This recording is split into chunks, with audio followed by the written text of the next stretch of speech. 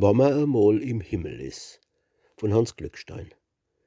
Noch Erde Glück und Erde Leid, der Körper auseinandergeht, der Geist schluppt aus der Fleisch ne Kluft und flattert fröhlich durch die Luft, bis drobe auf me Wolkegibbel ewig schwingt eigenes Stippel. Kleines Stippel, eng und niedlich, doch sonnehell und so gemütlich, wo dann als Geist mer recht bequem sich sagen kann, do bist daheim. Und was mer drunne hat erlebt, was dort s sterblich Herz durchbebt, was mer gedah, gelacht, gedenkt, an was mer drunne einst hat kenkt, und wie durchs Leben mer gedappt, is an die Wolkewend gebappt.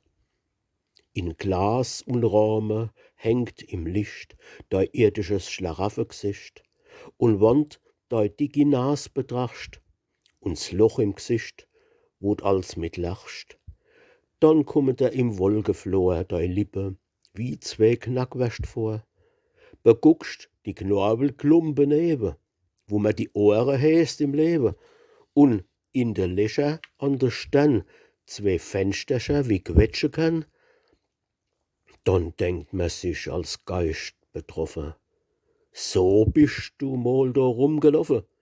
Pfui Teufel war jo des gemein, ein Aff, der kennt net wie's der sei.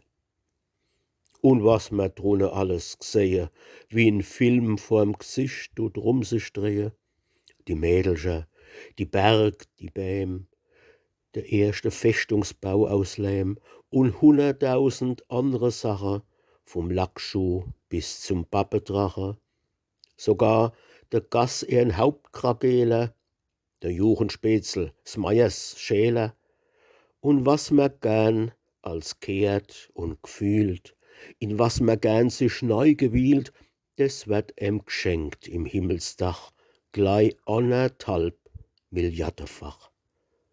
Ah, was drunne geschmeckt so gut, vom Rippsche bis zur Zuckerschnut.